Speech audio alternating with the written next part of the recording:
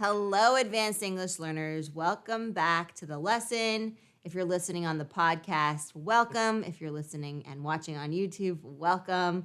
The reason we do these conversations is to give you an opportunity to listen to native English speakers and to see if you can catch everything we say and give you an opportunity for listening comprehension.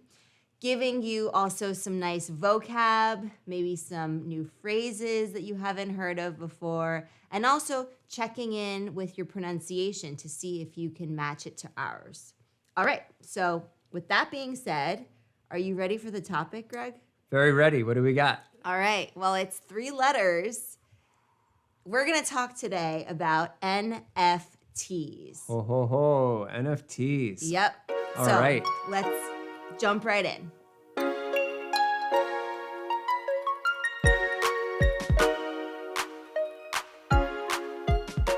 All right, Greg, maybe you can tell us and tell the audience what NFTs are. What are they? That's a great question. NFTs are very, very misunderstood. And the best thing to do is just start at a very basic level, right? A very fundamental level, I should say, which is that an NFT is just a standard, right? So it's a coding standard.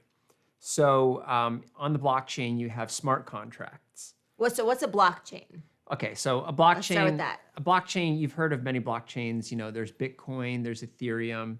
They're basically ledgers, and typically they are public ledgers. So it's just a long list of transactions. Okay. And because they're public, everyone can access them and see them. Yeah. So that's what a typical blockchain is. And on the blockchain, certain blockchains like Ethereum, you can actually run smart contracts, right? So more than just simple transactions, you can actually run little programs on the blockchain. Right. And these little programs are called smart contracts. Okay. And an NFT is just a type of smart contract. And it uses a standard called ERC 721. Wow, that sounds so futuristic. Yeah, ERC is just a type of Ethereum standard. But you also have NFTs on other blockchains like Solana, right? Yep. Solana is another popular blockchain. And they have their own standard for an NFT.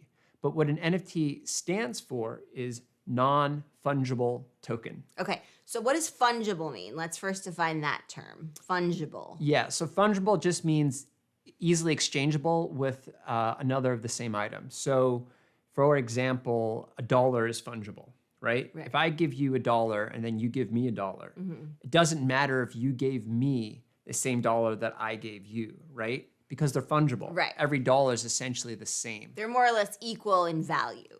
They're not only are they equal in value, they're sort of equal in purpose and function, right? Whereas an NFT is non-fungible. Non-fungible. Which means it's another way of saying that it's unique. Okay. Right? Rare. So, right. Well, it doesn't have to be rare. Okay. Right? Well, that one individual one is unique. So it's more than rare. There's only one of it. Okay. But there can be many NFTs of a certain type. But each of those NFTs is slightly different in one way or another. Okay. Right? And so it's non-fungible in that you can't exchange it for anything exactly the same as it. And that's really powerful for a lot of different things. When we hear about NFTs in social media and mainstream media. And in the news. And in the news, yes. We're typically hearing about a very specific type of NFT. Which is what? Which is art, right? Right. And right. so like digital art. Digital art. Yeah. Right, exactly. And why is digital art a good candidate for a non-fungible token? Because art's unique. It's unique, exactly. Right? Yeah. When I draw a picture of a horse, it'll look very different than the picture of a horse that you draw. Yours will be much better than mine. I'm sure of it. Right? These are all unique pieces of art. Right. And so a non-fungible token can represent that digital piece of art. Got it. Okay, so I've heard before people say that NFTs might be harmful to the environment.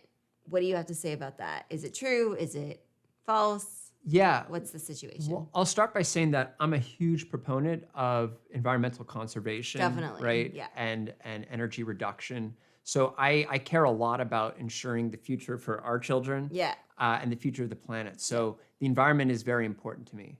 And I just want to be very clear that NFTs themselves have no impact on the environment, right? There's a lot of confusion about this. Now, it is true that the blockchains that support NFTs can be energy consuming. Right. However, as of probably September or October of this year, So October 2022. the largest blockchain, smart contract blockchain, Ethereum, where most NFTs are created and hosted, will be transitioning to a proof of stake, right? So it's currently proof of work. Right. And the proof of work protocol takes a lot of energy. So Bitcoin's another proof of work Right. protocol. And it uses something like 3 or 4% of the entire world's energy. It's a tremendous amount of energy. And to be fair, Ethereum is also using a ton of energy, not Yeah. as much, but a lot as well. When it transitions to proof of stake, it'll become 99.96% more energy efficient. Amazing. That's a huge deal for the environment and also for people who want to maybe participate in that kind of the blockchain, but also who are environmentally conscious. Absolutely. So it's important. Absolutely. Now, going back to NFTs, NFTs are just, again, they're a type of smart contract. Yes. So they themselves, even on Ethereum, don't use up energy, right? You can think of an Ethereum, the blockchain, as kind of like a train, right? A train is always moving between stations, right? Let's say a train from New York City to Washington, D.C., right? That train is going back and forth every few hours. And whether or not you get on the train doesn't matter. Irrelevant. To whether or not that train runs. That train's going to keep running. Yeah. So you can think of an NFT kind of like you getting on a train, right? You're the NFT. And the NFT, whether or not it gets posted to the blockchain, has no impact on the energy consumption of the blockchain. So I just want to clarify that NFTs don't themselves use any energy. So you can mint a bunch of NFTs and not worry about your energy consumption. What you can be concerned about is the energy consumption of the technology that it runs on. And like we said, very soon, that shouldn't be an issue for the vast majority of NFTs, which I'm very excited about. Yeah, that's a big deal. It really is. So can anyone create an NFT, or is it just sort of a select group of people like famous artists or digital artists? Or I mean, I've seen rocks, like pictures of just like really very abstract but basic looking things. And then I've also seen very elaborate, beautiful digital art. So who can make these? And can you tell us a little bit about that? It's a great question as well. I mean, the beauty of the blockchain in general is it's public, right? It's also called permissionless, which means no one needs permission to use it, right? That's really cool because there's no real barrier to it. Exactly. It's open to everyone. It's open to everyone. And so to answer your question, absolutely anyone can make an NFT. Very cool. Right? And so when it comes to making an NFT, there actually are a lot of pieces of software out there, programs online that'll help you do that. Like what? What would that be? Like Adobe Photoshop? Yeah, Adobe has, Fresco. Adobe Fresco. Yeah. If you just search NFT generator online, you're going to find a bunch of different options. That's cool. I would focus on getting a recommendation from someone who specializes in NFTs. I'm not a specialist, an NFT specialist. I know a fair amount about them. Yeah. But in terms of creating them, that's not really my expertise. Right. So I would be sure to get a recommendation from someone who is an expert. If someone wants to create an NFT themselves. Just because you don't want to use a program that could be harmful to your computer, right? Oh, yeah, that's true. There Sometimes are a lot of scams. Yeah. Right. And like free software, when you download things off the internet, you really need to be careful. Exactly. Like what you're downloading, because you could be also downloading malware, which is yikes. That's a no. Yeah, exactly. So anyone can make an NFT. If you have any kind of artistic inclination, you should totally try it out. That's cool. And you can try it on cheaper blockchains too, right? So Ethereum itself, the layer 1, is quite expensive to make an NFT on. But Ethereum has layer 2s like Arbitrum and Optimism. and ZK Sync, right? So those are much, much cheaper. So I encourage, Polygon is another great one. So I encourage you to look at some of those cheaper options if you want to play around with making your own NFT. Yeah. And you can also just, practice for fun, just see what kind of digital art you come up with. And, it doesn't necessarily have to be an NFT per se, but if you're interested in digital art, you could, just try and make something on your computer or your tablet or wherever you make digital art. Could you make an NFT where you simply take a photo of something? Absolutely. Literally anything that you can view on a computer can be compiled into an NFT. Wow. And it's just so again, an NFT is just a smart contract. You're not necessarily storing the data of that image on the blockchain. You can, but that's more expensive because that's a lot of data. Typically what an NFT does is it simply points to an image stored somewhere else. So you could store an image on your OneDrive or Google Drive or on Amazon's database and simply link to that in your NFT code. So the code of the NFT will point to that image, but the image is hosted elsewhere. Right. But purists, NFT purists say, well, that's not properly decentralized because what if Amazon says take that down? What if Google says take that down, right? Right. So we now actually also have decentralized storage options like IPFS, Interplanetary File System. Wow, that's cool. Where you can actually store your files and host them in a decentralized way. So if you want to put something up and you're worried about being told to take it down, well, in these decentralized venues, it's much harder to be censored. So that's a really cool Very option. Interesting. Yeah. Wow. So it's sort of it's almost a little bit futuristic, but I think it's the direction that the world's heading in a lot of ways.